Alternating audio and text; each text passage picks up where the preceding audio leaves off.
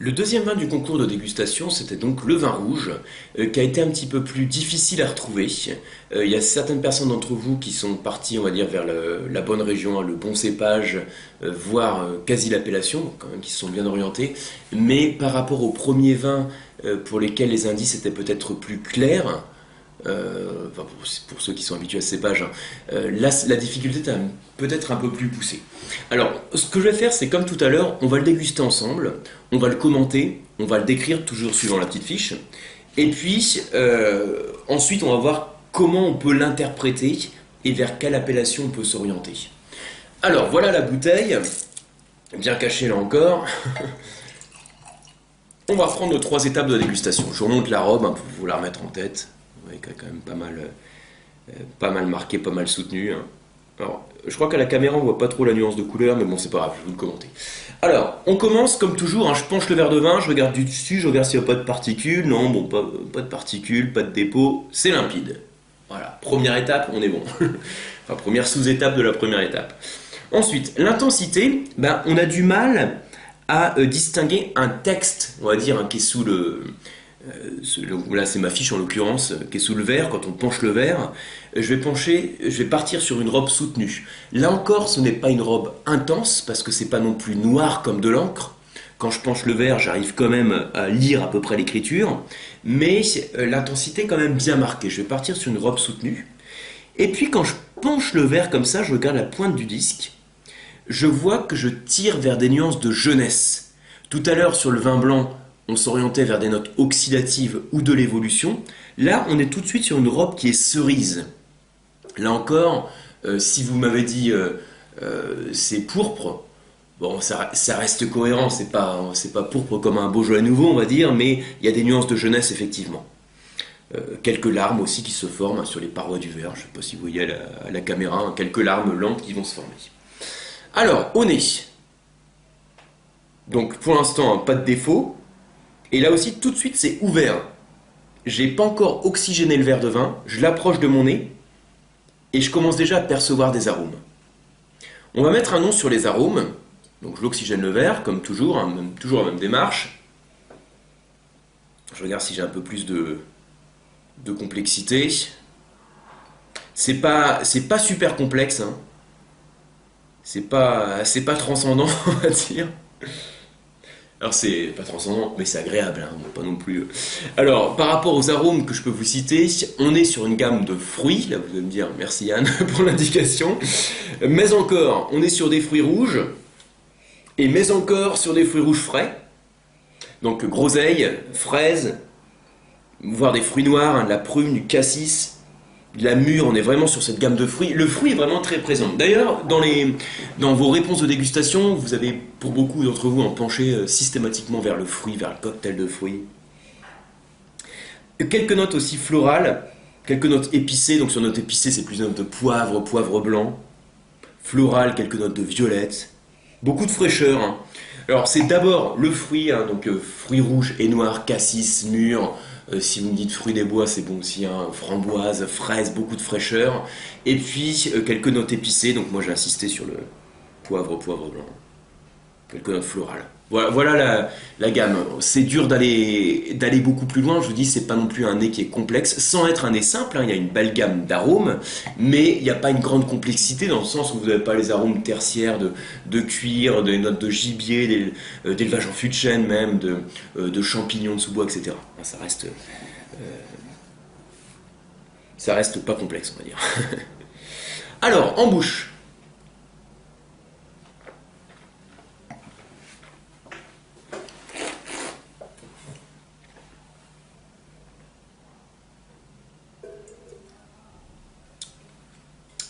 Et en finale, on sent les tanins qui tiennent bien.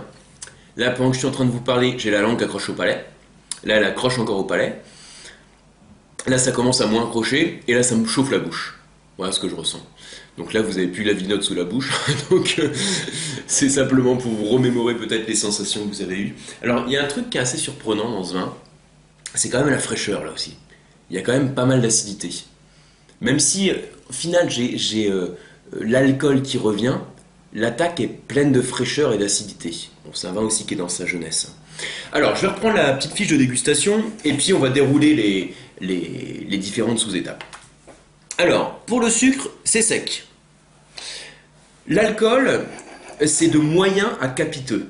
C'est-à-dire que là, comme je vous disais, hein, moi, mon idée, c'est de faire en sorte que la description du vin soit cohérente. Donc, si vous m'avez dit en termes d'alcool, c'est très faible, je dirais non, peut-être pas. Même léger, je dirais peut-être pas. À partir du moment où vous me dites c'est moyen, voire capiteux, c'est cohérent.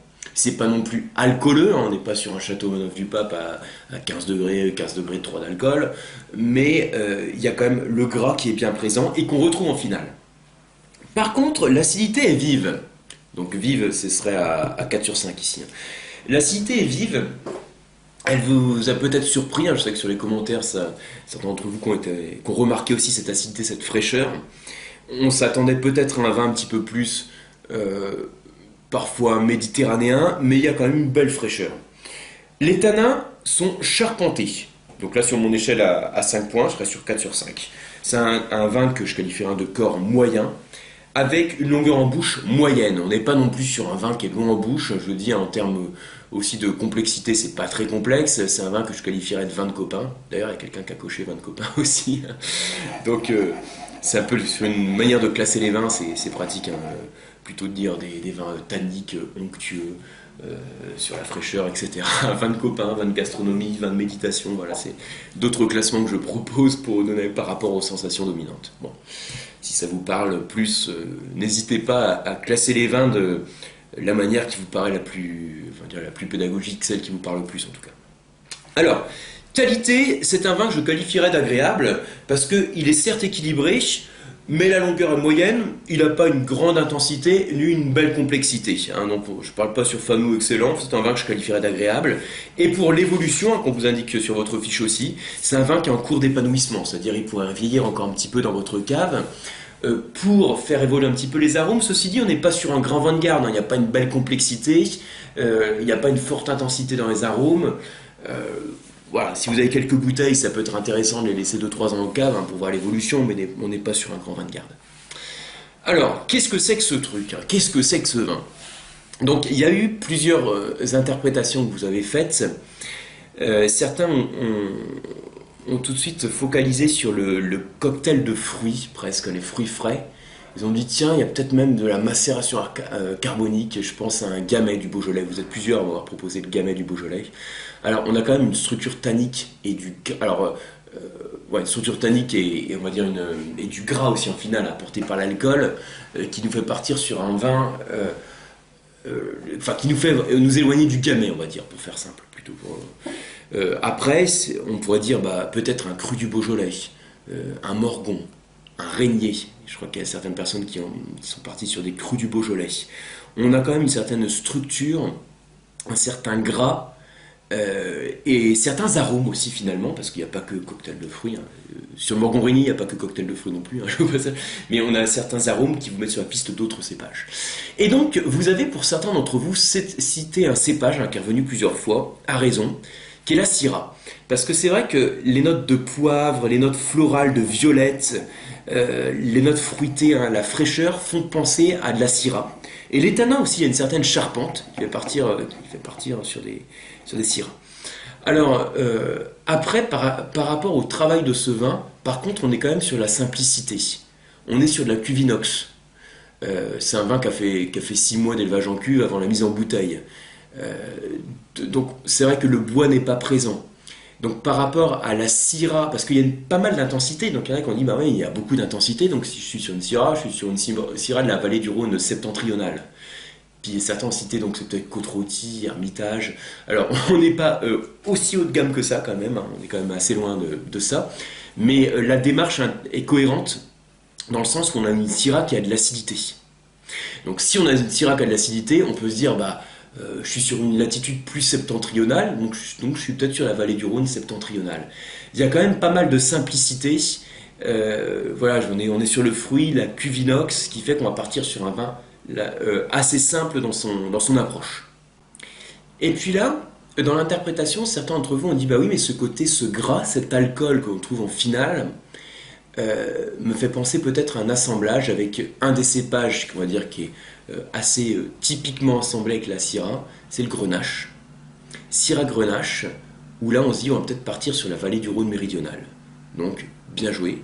C'est un assemblage Syrah Grenache de la vallée du Rhône méridionale. Ce qui peut déranger, c'est qu'on va dire pour un Côtes-du-Rhône, entre guillemets, il y a quand même pas mal d'acidité de fraîcheur.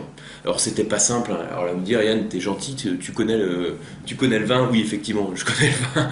Je sais ce que je vous fais déguster ici. En le dégustant à l'aveugle, il y a quand même quelques pièges sur ce vin. Et un des pièges principaux, c'est la fraîcheur qu'on en retrouve. On part sur la vallée du Rhône méridionale, mais il y a quand même pas mal de fraîcheur. Alors en fait le petit piège ici c'est qu'on est à l'est de la vallée du Rhône méridionale, au pied du mont Ventoux, donc dans l'appellation Ventoux. Mont Ventoux s'accumule quand même à 2000 mètres, hein, donc ça apporte de la fraîcheur. Il y a de l'altitude, il y a du relief qui apporte de la fraîcheur. Et cette fraîcheur qui est apportée sur la vallée du Rhône, ça va favoriser donc, ce qu'on appelle la synthèse des polyphénols, donc comprenez couleur, comprenez tanin, et préserver l'acidité de la baie. Donc partir sur un Ventoux, confirme, c'est quasiment mission impossible. Ce qui est important, c'est d'avoir un peu cette cohérence dans l'approche. Donc c'est comme ça aussi qu'on va interpréter vos réponses dans la dégustation, les réponses que vous avez apportées. Donc un vin, globalement, un vin simple, un vin de copain, sur le fruit, mais néanmoins avec des notes poivrées, quelques nuances florales et de l'onctuosité en finale. Donc Syrah avec assemblage Grenache, mais cette acidité qui est apportée par une appellation qui a de la fraîcheur. Voilà, on va dire ça comme ça. Alors, une chose aussi, donc une chose qu'on vous demandait, c'est par rapport au millésime. Vous êtes, pour la grande majorité d'entre vous, partis à raison sur des millésimes jeunes. Donc beaucoup sont partis sur le millésime 2017. Donc très bien, on est effectivement sur un millésime 2017. Je vais vous montrer l'étiquette, on va voir de quoi il s'agissait. Donc, j'enlève mon papier aluminium. On est sur l'appellation Ventoux, donc d'Alain Jaume, on est sur le vignoble d'Alain Jaume, millésime 2007, envoyé à l'écran. Donc, bravo à tous pour avoir participé. Je répète encore, je l'ai dit 15 fois, mais c'est pas grave, je le dis une 16e fois, c'est pas un exercice facile. Donc, bravo à vous d'avoir fait cette démarche volontairement de vous y soumettre, de vous mettre un peu à l'épreuve. Étant donné que c'est un exercice casse-gueule, je peux vous dire que spontanément, ça fait pas forcément je trouve pas le terme, ça fait pas forcément la joie, c'est pas forcément le terme que je vais vous donner, mais ça fait pas forcément la joie, on va dire, d'un professionnel d'être soumis à une épreuve de dégustation à l'aveugle, parce que c'est toujours une épreuve dans laquelle on doit interpréter des indices et dans lesquels on n'a aucun repère. Donc c'est pas facile. Donc vous avez très bien fait l'exercice. Je vous remercie pour votre participation. Par rapport à vos retours, donc n'hésitez pas à vous donner aussi d'autres retours par mail. Moi, ça sera un plaisir de réorganiser une petite édition comme ça du concours. Lui donner peut-être d'autres formes en vous guidant aussi sur des réponses possibles pour être un peu moins en exercice un équilibriste. Et puis aussi pas partir sur des vignobles du monde, hein, parce que c'est tellement vaste après par rapport aux réponses qu'on peut donner. Merci encore à tous, et puis à très bientôt.